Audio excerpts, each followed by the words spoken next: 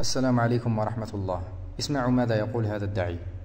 رفدت الهاتف باش ندعي لنفسي والإخواني بعدما سلمت على النبي صلى الله عليه وسلم وخرجت.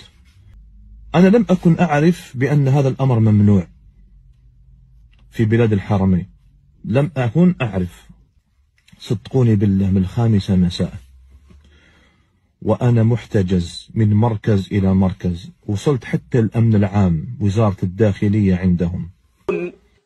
اليوم يظهر بعض الملتحين للأسف ويزعمون أنهم أئمة في بلدانهم، يكذبون لينالوا بطولة أمام الناس وليكرهوا المسلمين في هذه الدولة التي قوتها ورب الكعبة قوة للمسلمين.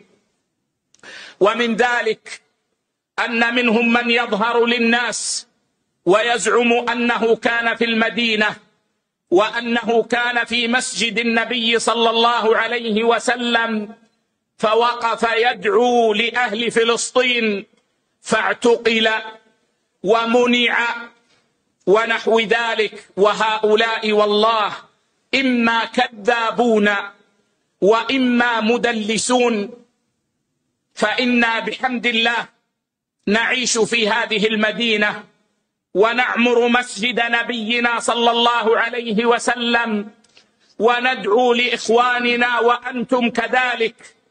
وها أنا مع ضعفي أدعو لإخواننا في فلسطين في دروسي في المسجد النبوي، وتنقل للمسلمين وفي خطب الجمعة وفي منصات التواصل. والله الذي لا إله إلا هو ما قيل لي قط لا تدعو، والله الذي لا إله إلا هو.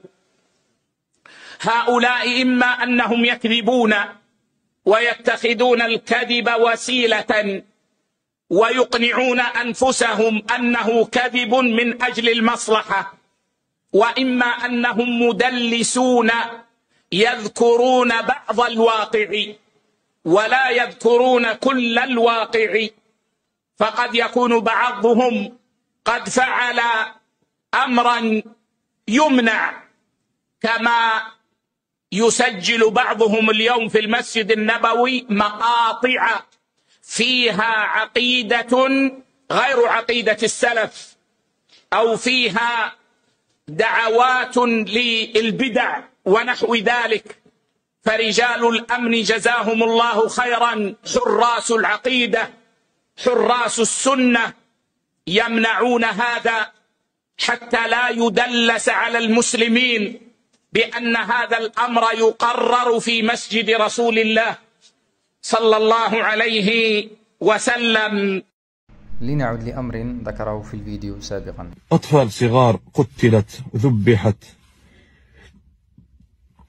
يعني ألا يستدعي منا هذا كله إلى الدعاء؟ يعني ما نقدروش ندعو؟ لماذا ما تقوم الليل وتدعو في الثلث الأخير من الليل لإخوانك في غزة؟ لماذا ما تدعو بين الأذان والإقامة بينك وبين نفسك؟ لماذا ما تدعو في آخر ساعة من يوم الجمعة؟ لماذا يعني لازم أنك تصور الجوال وتدعو والناس يؤمنون؟ يا أخي في ملائكة يؤمنون، في ملائكة يؤمنون، والملائكة دعاءهم مستجاب. فلماذا يا أخواني هذه يعني بعض الناس يأتي وللأسف يعني يحب يسبب يعني البلبلة ويسبب الفوضى، يسبب لماذا هذا كله؟ فأنت يا أخي الكريم بهذه الحالة أخطأت صراحة، أخطأت في هذه الحالة. هذه إجراءات أمنية يحق لأي دولة أن تتخذها، وتأتي أنت وتنشر الآن مقطع وتقول عشان يعني دعوت الإخوان في غزة ومن أراد أن يعتمر أو يزور الحرمين فينتبه وكذا وكذا. يا أخي الأمر ليس، الحمد لله بلاد الحرمين الشريفين حريصة ولا ربما أحرص منك على الدعاء لإخواننا في غزة وعلى الظروف التي تحصل في غزة، مهتمين أكثر منك يا أخي. كلام هذا الأخ صحيح. ألم يعلم بأن حناجر الأئمة والخطباء والعلماء والمدرسين بالحرمين بحت وهي تدعو لغزة ليلا ونهارا ولم يوقفهم أحد؟ ألا يعلم أن الخطب وحدت في جميع جوامع المملكة للحث على التبرع لغزة، وختمت الخطب بالدعاء لها مع تأمين ملايين المصلين ولم يعتقلهم أحد؟ ألا يستحي رجل مسلم من الكذب على الدولة السعودية دولة التوحيد وراعية الحرمين ولها فضل لا ينسى على بلده؟ كان على هذا الزاعم أن يوضح أن سبب إيقافه ليس الدعاء لغزة، ولكن بسبب مخالفته النظام باستغلال مشاعر العبادة وشعائرها للفوضى والغوغائية وإثارة العواطف. الدولة وفقها الله تقف بالمرصاد لكل من يحاول العبث بالمشاعر المقدسة أو المساس بأمنها أو تعغير صفها أو أذية الحجاج والعمار والزوار، استشعارا لمسؤوليتها لأنها خادمة الحرمين الشريفين بحق وحقيقة. اللهم احفظ هذه البلاد من شر الأشرار وكيد الفجار، آمين.